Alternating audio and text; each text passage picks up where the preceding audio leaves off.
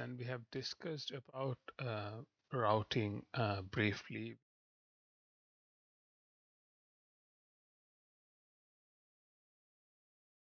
Type of topics that we'll be discussing. Of that, the first topic that we'll be discussing is static routing. So again, this is something that you may have covered briefly previously as well. And in today's discussion, we will go into a bit and why we use static routing and and in what circumstances it.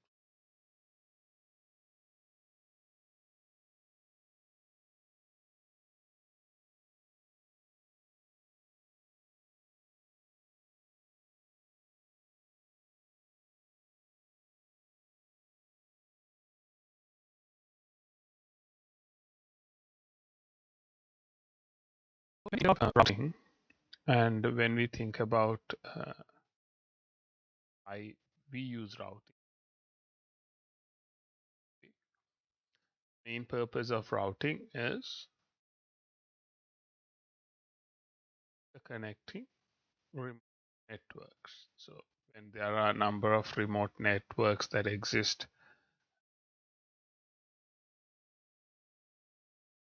routers should know about those networks so that they can interconnect. For example, in the router 1 and router 2 each have two networks connected to them.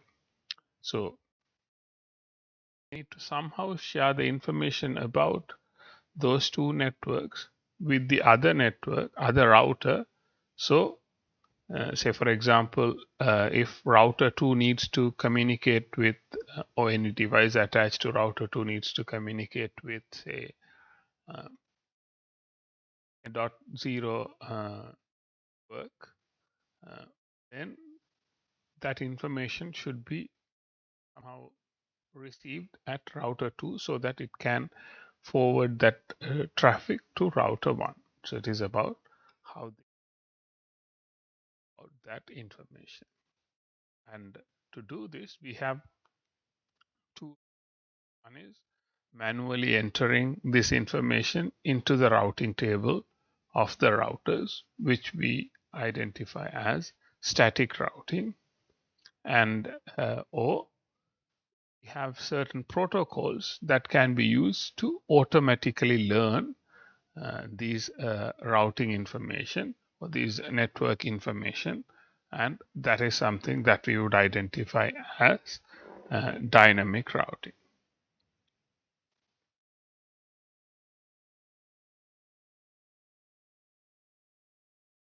So when we think about static routing and dynamic routing, um, one of the main things that we need to consider, particularly from a networking point of view, from a network design point of view, there are certain circumstances or certain situations when we may choose one over the other for our applications. So it is not always dynamic routing or static routing which is preferable. There are different situations where one may be preferable over the other. So if we think about different sort of criteria that we can use to compare these two routing methods, uh, one criteria that you would be familiar with is the complexity of the network. So given in static routing, we have to manually go and configure all the routing information at all routers. When we have a larger network, the complexity of configuring that would also increase. Say, for example, if we have two routers, then we need to go and configure this information in these two routers only. But if we have, say, 20 routers, then the complexity increases because now each and every change will have to be updated across all these 20 routers. Say if we have 20 routers and now we attach few more networks through another router like the 21st router, now that information will have to be applied across all the routers independently, individually. That means the complexity or configuring these devices using static routes will increase if the size of the network increases. Whereas in dynamic routing, we will not have that problem because it will use certain protocols and independently or automatically learn these routes. So the size of the network doesn't have a significant impact on the configuration complexity. Then another uh, aspect that we should consider is about what happens when some changes happen in the network. Say, for example, we have a network that is designed in a certain topology, a certain physical structure. Different routers are connected to one another. So there's a particular connectivity path and all that preset. And when we do static routing, we would have gone and figured out all these things, and we would have configured all this information in our devices, in our routers. But if something goes wrong, or if for some reason one of these devices goes offline, one of the connectivity paths are no longer functioning, a link is no longer functioning. So under these conditions, the overall topology would also change because some of the connectivity paths that we had are no longer functioning. So in such a scenario, when we have static routing, we will have to still go and configure these devices individually to reflect that these particular devices are no longer available.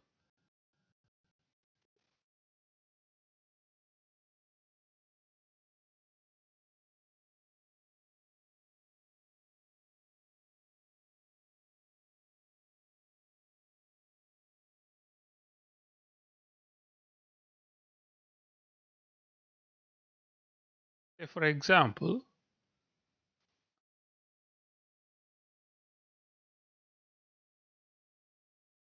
to each other, each of them will have static route entries designating these connections and how they can reach to these routers, and all these connection paths will be in these routers. If the topology changes, and let's say we introduce another fourth router to the mix, so now we have another router, and that means that fourth router will also establish some more connections. Say, for example, it establishes two other connections to routers 2 and 3.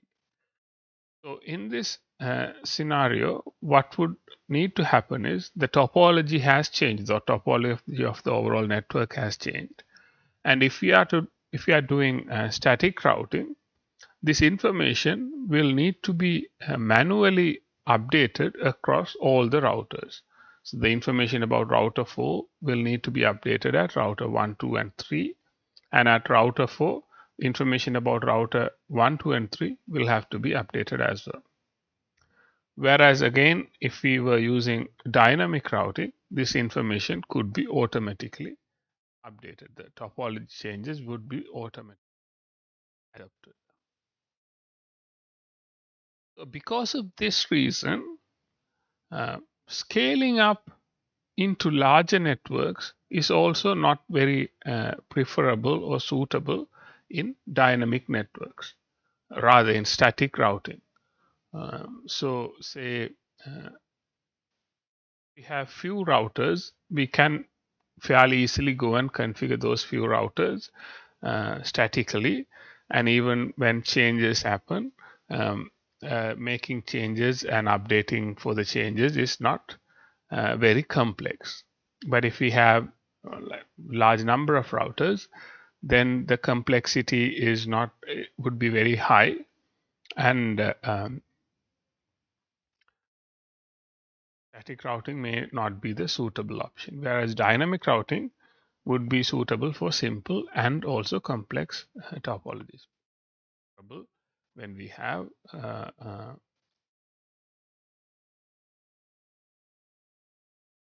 another interesting aspect of all these automatic updating that we get from dynamic routing is any changes will automatically be reflected across other routers,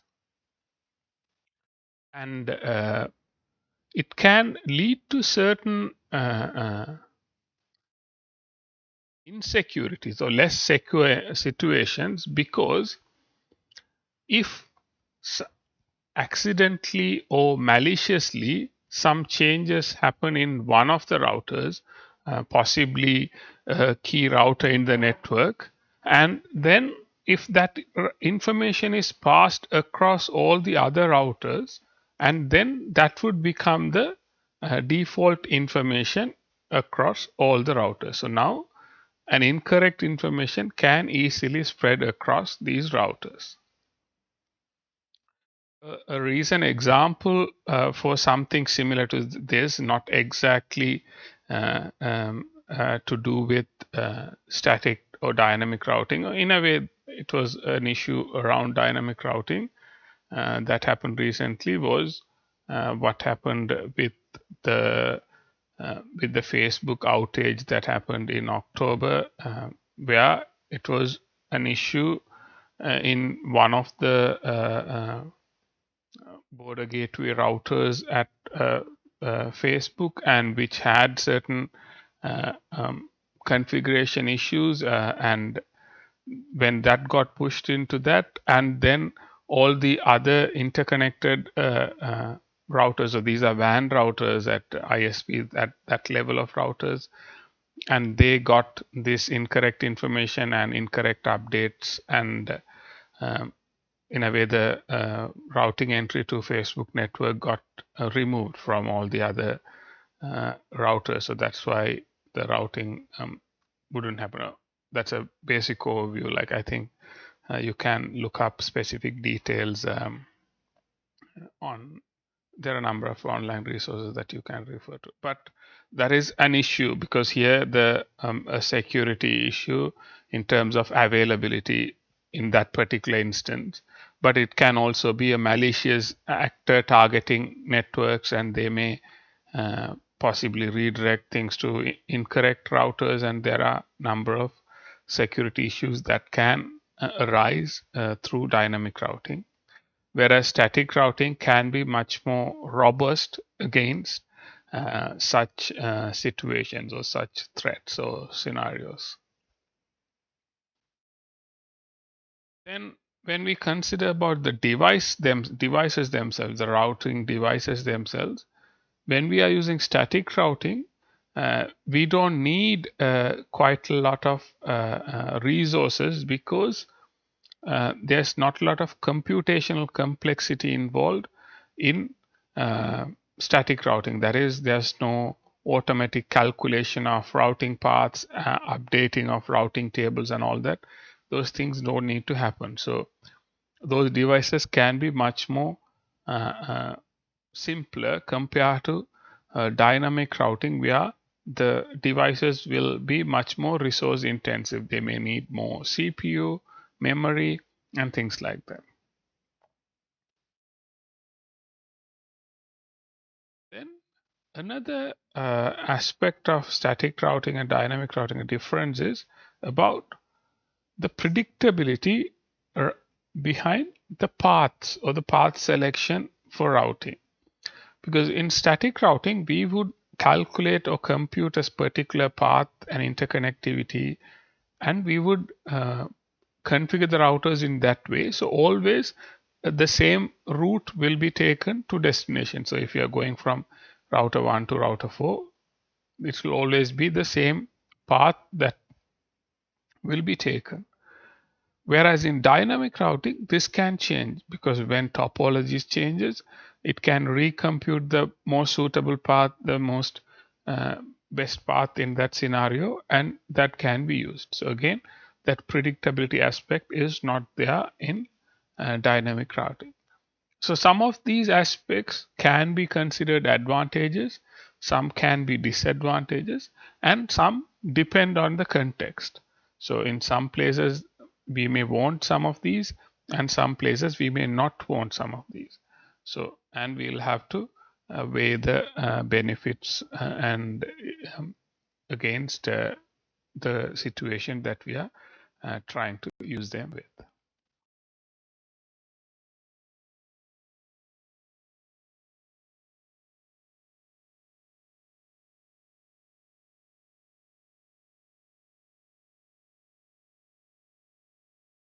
One of the common scenarios where we would use static routing is known as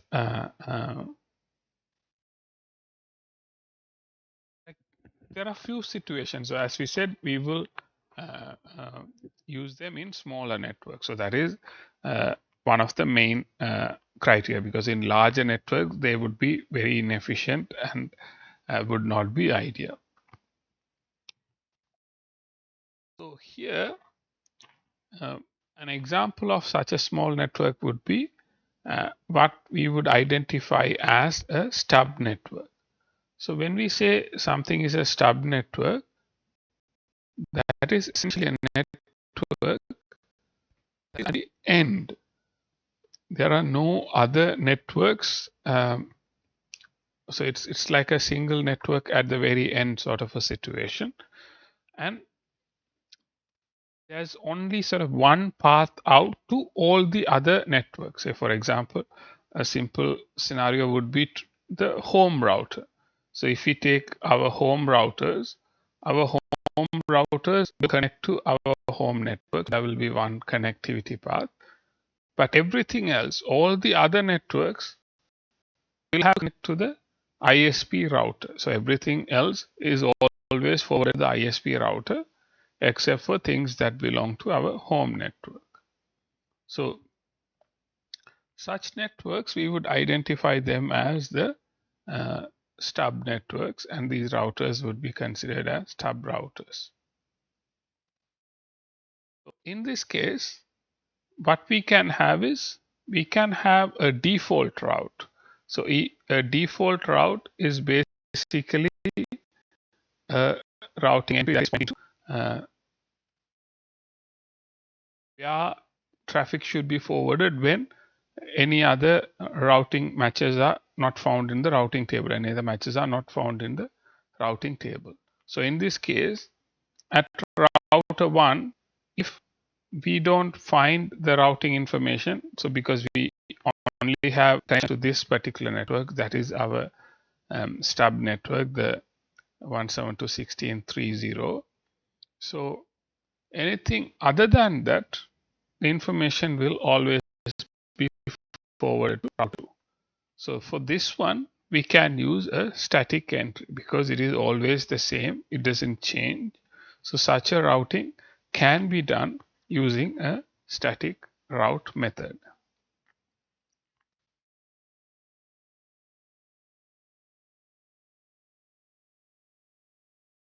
So some of the other scenarios where we may use a static routing uh, include when we are connecting to specific networks. So if we have a router and that needs to connect to uh, uh, the router, like a specific router, say for example, uh, if we have a number of routers and want to make connections in a particular manner, so we can configure these routers in those specific paths. So we can always specify uh, traffic goes from this to there, that type of a can configure there. Another aspect that we can do is, so another one is stub routers that we looked at already. And another thing is we can summarize routing table entries and with static routes. So for example, uh, even if we have, say, for example, interconnectivity to all routers, sometimes if we simplify the topology in a way, all the traffic is always forwarded to one point, then the routing table entries become fairly simple. This is a simplified example, but that is one possibility. Another possibility is like we can create backup routes. Say, for example, our main route exists, but then we go and create some other backup routes, and they will only be used if the primary route fails. So some of these scenarios we will go back and revisit as well, and some of those things you will practical activities.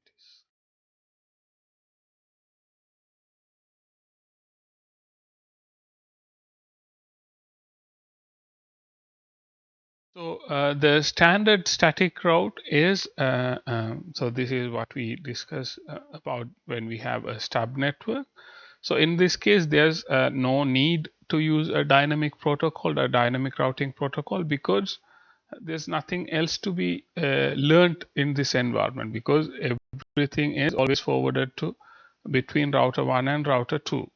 Um, router, so at the point of router 1, there's no need to particularly go about dynamic routing there, because that is always a static routing scenario.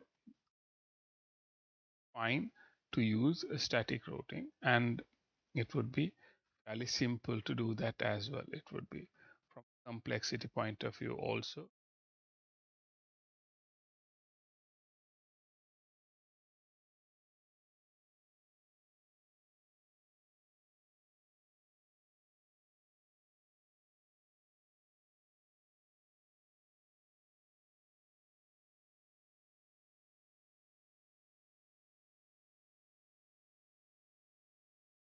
So that particular route that we had when we were discussing about stub routes is what we identify as a default static route.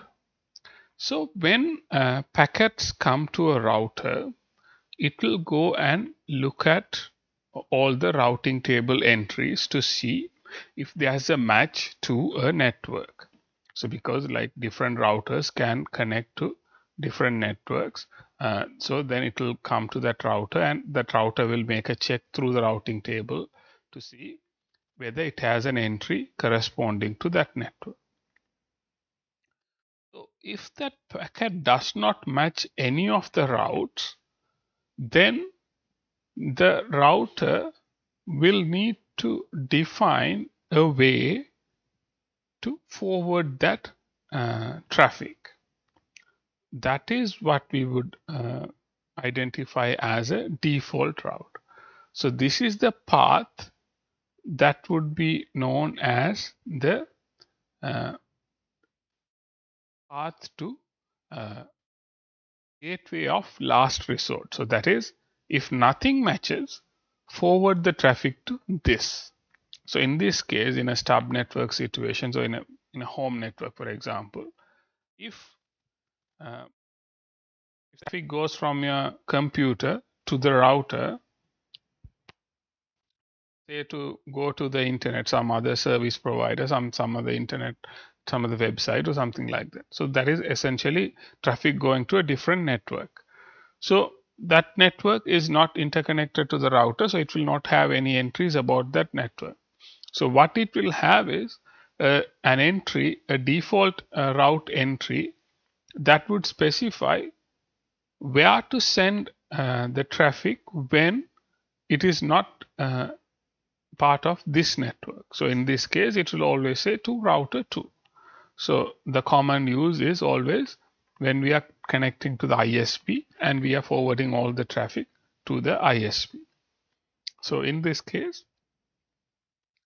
the router will forward always do the forwarding in that manner. So that is what we identify as the default route.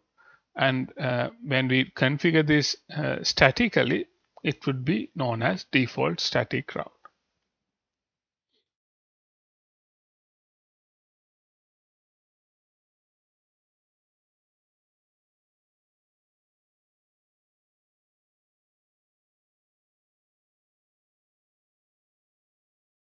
Another possibility that we have with default or rather static routing is we can also summarize static routes or summarize multiple static routes into a single route. Say, for example,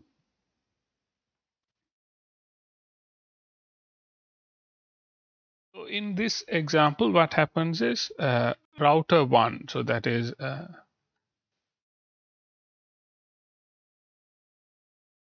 this router, that is router 1, is connecting to a number of networks. So it is connecting to, say, to 2100. It is connecting to 172 2300. It is connecting to and also 2000/16, 2200/16. So it is connecting to a number of these networks. But one of the things that we can see here is all of these networks are still connected through this router. So there's a common router that is connecting all these networks. Also, if we observe these networks, these can also be summarized into a single /14 network. So when we have number of subnets, we can summarize subnets into different sizes. Like if we have different subnets, say number of these /16 subnets can be summarized into a single /14 subnet. So that is what we see here, and we can do that. So now what we can do is the routing table entry corresponding to these set of networks at router 1 can actually be a single entry to that summarized network. So all the 4 networks can be summarized into a single static route entry in router 1. So that is what we identify as a summary static route. So again, this would simplify the routing table at the end.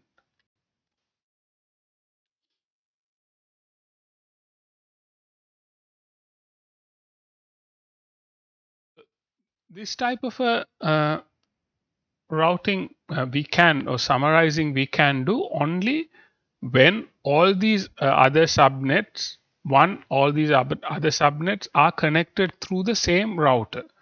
So router 1 is always forwarding this traffic for all these routers through the same router. So it is always need to go to the same destination.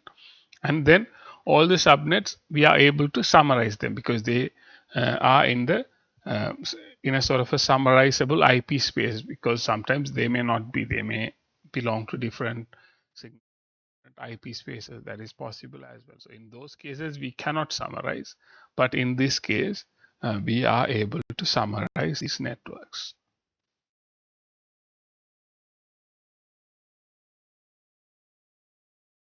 Then another type of static route we can have is what we identify as the floating static route. So with floating static route, what we have is a backup path.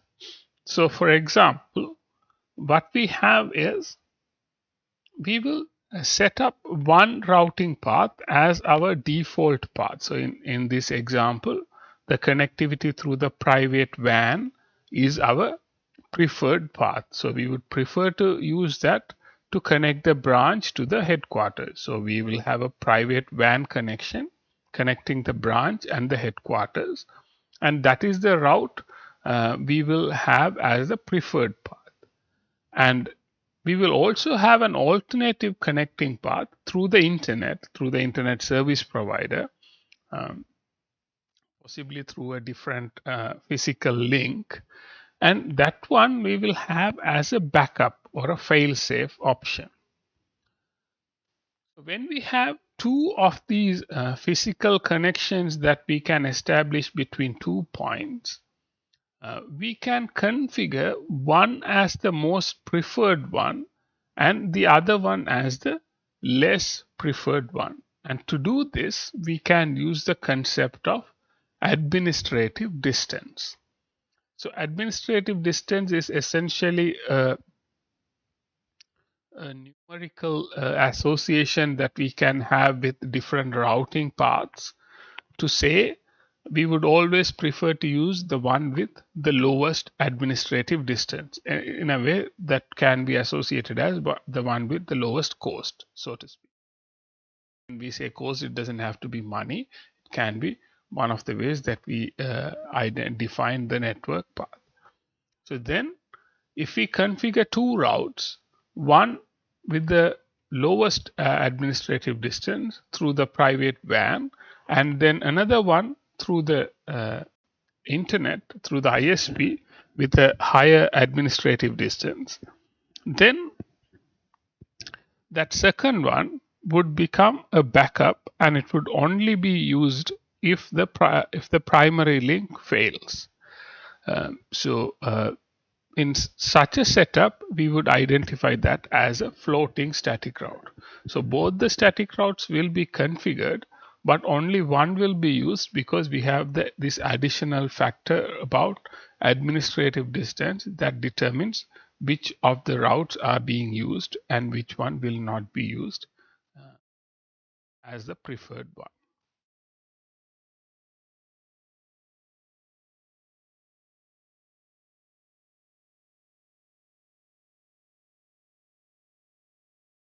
So when we think about configuring static routes, again, these are some of the activities that you will do in your practicals, but um, just to understand what are the things that are necessary for us to do static routing or configure static routing, let's look at what are the sort of options, or what are the things that we parameters that we need in configuring a static route. So we take the route configuration. This is in Cisco devices, in Cisco iOS. If we take IP route command to configure a route, a static route entry, there are a number of things that we need. So we need the network address. So we need the network address is needed. We need the subnet mask, and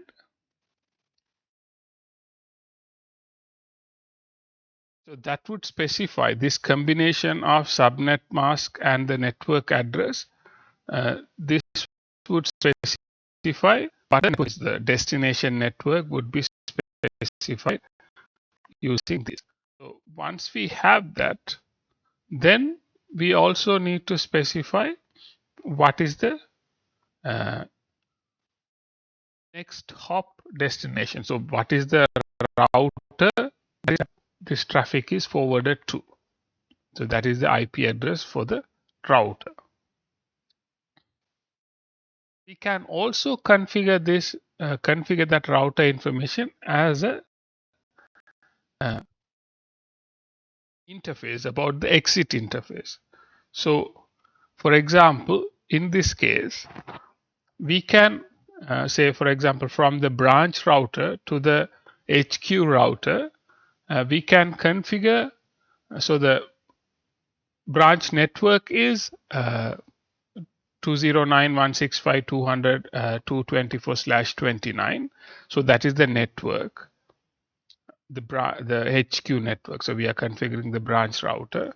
So that is the network that we are configuring. So subnet mask. So we would normally here it's integrated as /24, but we would use the subnet mask format. And then we would need to specify either that router, the IP address of the router, which is this, or the interface, rather at the other end. The interface here. So any traffic router goes through this interface or to the associated IP address. So likewise, we can configure using both of these options. In addition to that, we can also attach the property of administrative distance with static routes. So this is what we discussed when we were talking about floating static routes.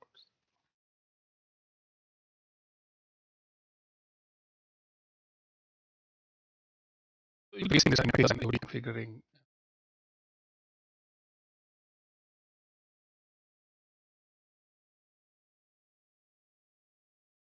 Okay, so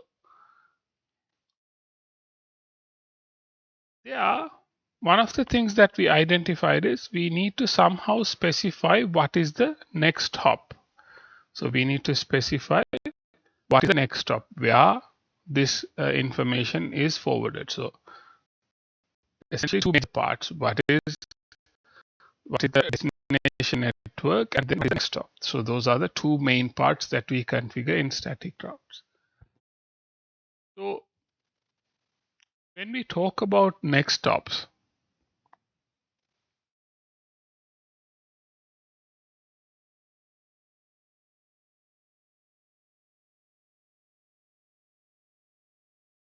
we can configure next stops in a number of different ways.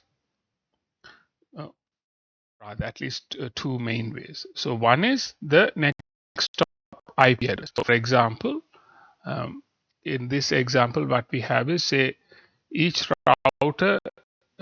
So there are three routers here. One is connected to 2, 2 is connected to 1 and 3, 3 is connected to router 2. So we go into router 1 and look at the routing table entries in router 1.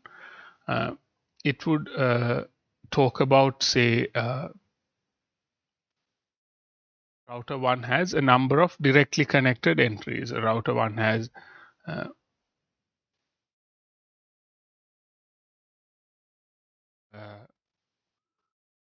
2.0 network is directly connected and 2.1 network is directly connected. Serial 01. Then there's through gigabit 0, again we have 3.0 and 3.1 is directly connected. So likewise, we can have a number of entries in each of these routers. So then, say for example, if we are to specify what is the next hop, we can either configure them through that next hop IP address, the IP address of the router interface, so that is the serial 0 or gigabit Ethernet 0, or like those are the exit interfaces. Or we can use both of those as well. So both the options are also possible. So either we use, when we are configuring the next hops, we can use both these options.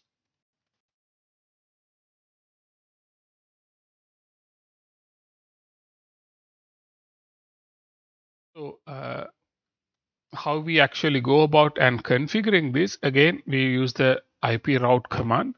We specify the network, we specify the subnet mask, and we give the IP address. So that is one option. So here when we are configuring router 1, in router 1 we configure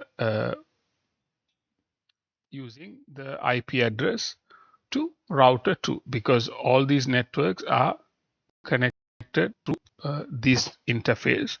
So the next stop interface becomes the IP address of that interface, IP address to that router.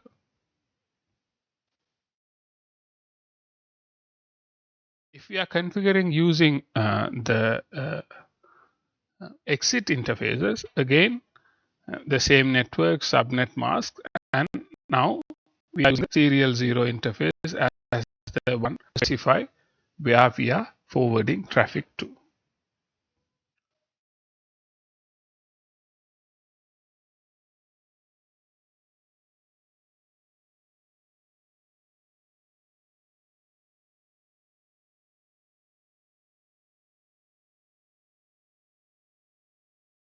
And when we configure both of these, that is when we configure the IP address and also the exit interface, that is what we would identify as a fully specified static route. So here what we have done is we have configured the interface and also the IP address for the router. Both of those are configured. So in that case, we would call that a fully specified static route.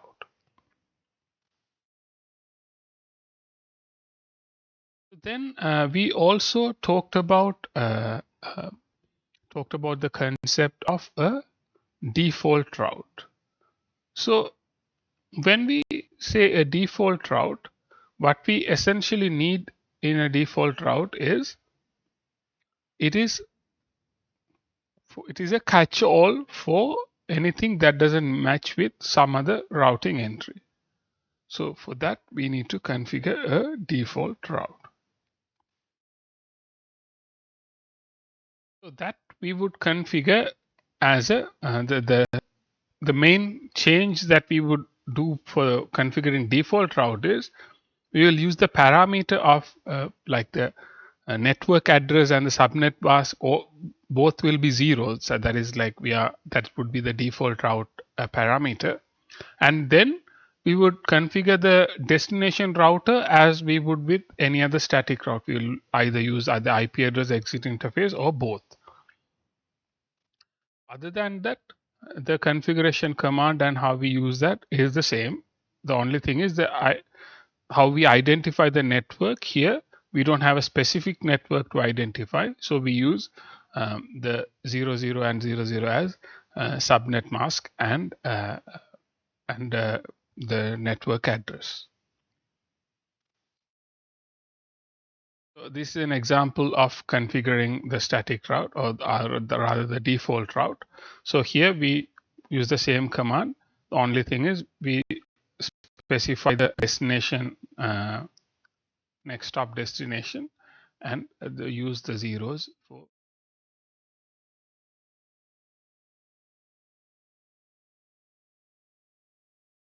So the commands that we looked previously are mainly for IPv4. IPv6 has a slightly different commands, but largely the same. So the command is slightly different. We'll have to use IPv6 prefixes and prefix lengths to specify the network, and specifying the next stop router is also fairly similar. Only thing is now we will work with IPv6 addresses. So to do IPv6 routing, we'll have to first enable IPv6 routing. So in many devices that may not be enabled by default. So we may have to enable IPv6 routing, and then once we enable IPv6 routing, then configuring those routes is fairly similar. And also next stop options, or configuring the next stop options, is also similar. We can again use IPv6 addresses, exit interfaces, or both. So again, that is similar, and the concept of fully specified static routes is also similar. So either we have a next stop static route, static IPv6 route, or we have a directly connected static IPv6 route if it is through a router exit interface, or we have a fully specified static IPv6 route. So all of these are fairly similar and comparable to IPv4 versions that we look. Then configuration wise, it is not significantly different. The only thing is the way that we specify the network is slightly different. Subnet mask, but we this manner. And other than that, the destination and the either destination or serial interface, that part is fairly. Next stop, we will use the IP address. If it is directly connected, we will use the this, or we will use specify.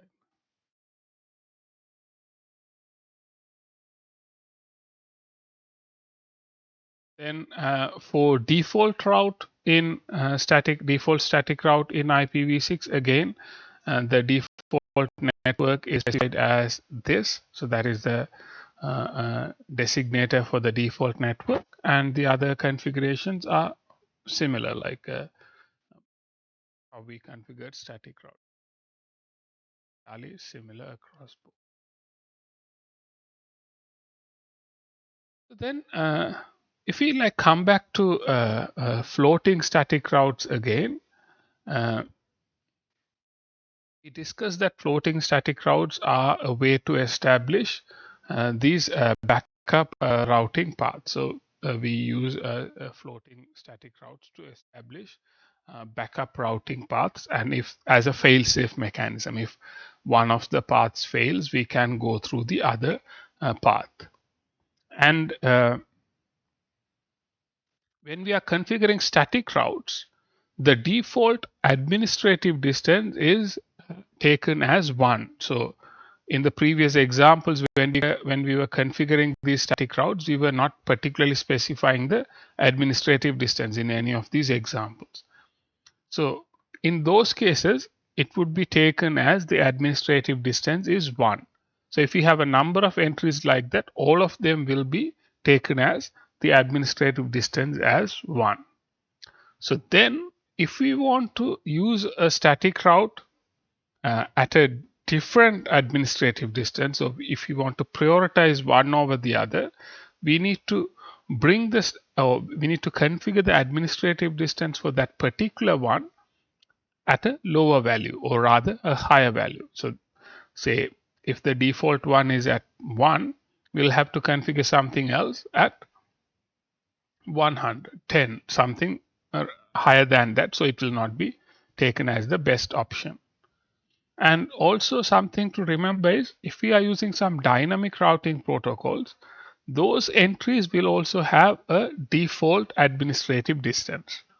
So these dynamic routing protocols will also have a specific specific administrative distance. So in that case, if we are to use a combination of these, again we'll have to consider these numbers and configure our static route accordingly. So it will only be used as a backup, and the other routing options will be taken as the default option. For example, if we use dynamic routing as our default one, and if we use one of these protocols, let's say we use OSPF as our default, our dynamic routing protocol for by default. Then if we need to specify a floating static route, we'll have to give that an administrative distance higher than 110. That's when the OSPF option will be always taken as the default option, and we will fall back to the floating static route only when the OSPF link fails. So that is one way that is one of the things to consider when we are considering float.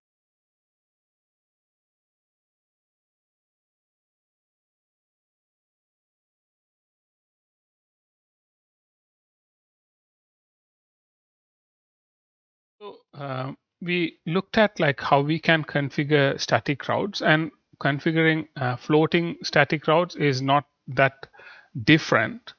Uh, so it is fairly similar between IPv4 and IPv6.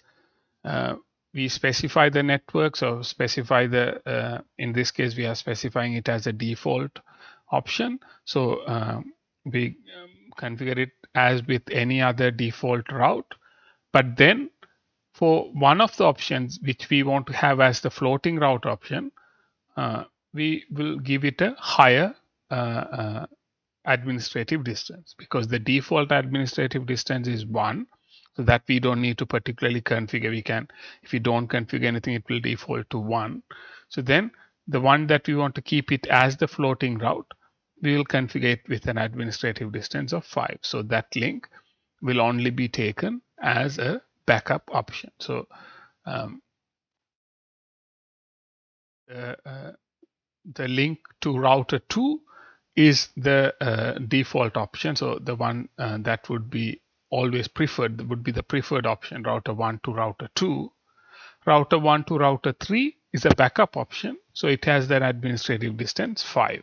The other one will have the administrative distance 1. So that is how we essentially configure floating static routes.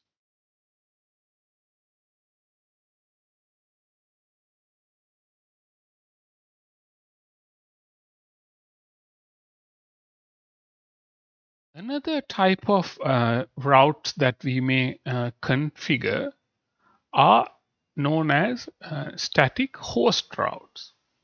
So one of the possibilities in networks is that sometimes we may have certain devices attached to our network, attached to the router, that would always have a default allocation. Something like a server, for example, will always have a specified IP address. It will always have that specific IP address, and it is possible for us to configure that as well, because we would want to redirect traffic through that particular path. This path to the server can also be configured as a static route. So this way we can sort of specify very targeted paths to redirect traffic for more efficiency, or we may desire that particular path compared to it making other alternative options. So this is particularly needed when we have some redundant path. So if that is the only path, then that may not be needed. So in the example, if it is like a stub network and there it is only a single path, so we may not need to configure something like a host like this. But if we have a single we have multiple paths, but we want to choose one of the paths for reaching to this host, we will specify that with a static host route. And because it is a single host, the main difference here is the way that we specify the network.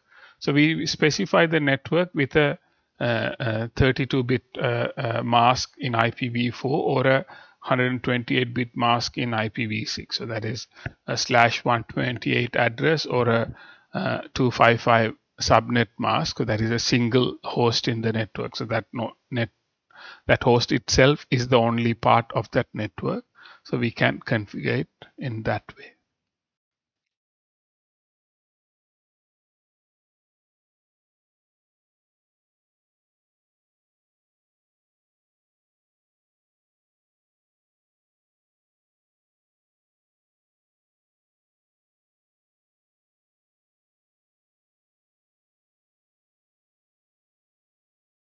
Okay, so now let's briefly look at what happens when we have a statically configured router. So we have done static routes, so we have configured with our router with static routes. So now what happens when packets arrive at a router and how it would process those packets. So here, for example, PC1 is sending a packet to PC3. So PC1 is here and it is sending a packet to PC3. So that packet would arrive here to the router, and router 1 would check if it has a specific route to this network. And if it doesn't have a route to that network, what it can use is it can use the uh, default route, can choose the default route. So once it knows that information, it would encapsulate with the new frame with that, and that is forwarded onto route through this interface because that is the default route. So now it would arrive at router 2, and again router 2 will check, and router 2 will have a entry for that network. It has a static route entry for the network. So then again it will encapsulate that and send it through this interface. When it arrives at router 3, it will again look to see the network, and it will identify that is a network that is directly connected to that, and it will forward that. It will identify that it is connected through that interface. Then from there, it will look up layer 2 entry and so on, and then it will go into switching through. If there are additional switches between that, it will pass on through those and it will reach destination. So the main thing to see here is, depending on how the networks are connected, sometimes they may pass through default routes, and in some cases they may have static routes specifically to the networks, and in some cases it may be directly connected network. So we may encounter all of these things before a packet reaches from the source to the destination.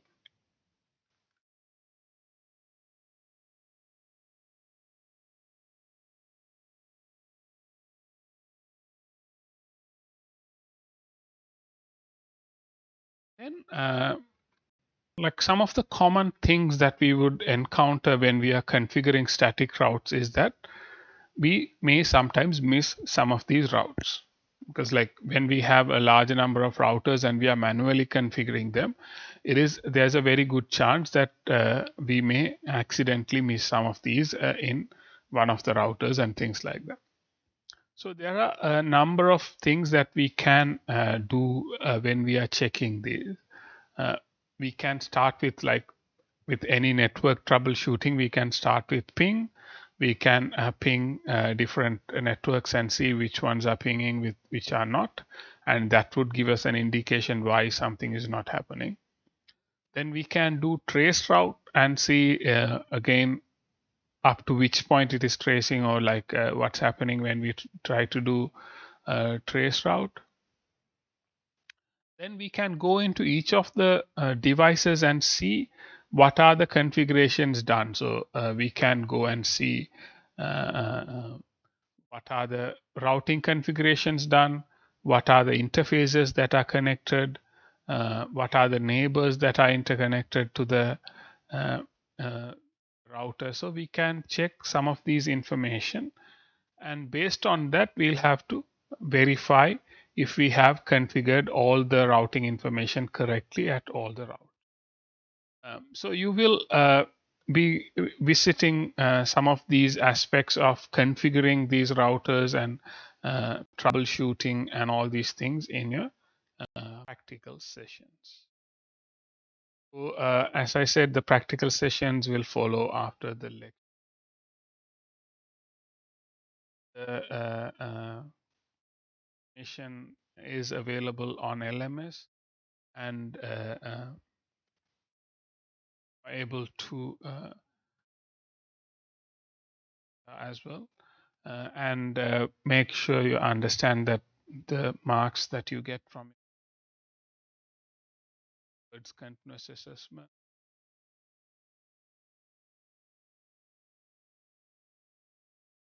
So that's all for today.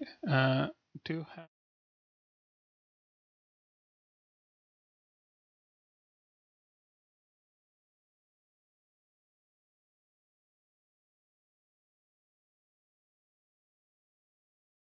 So, if there are no other questions, we may conclude for the day. Uh, and make sure you participate.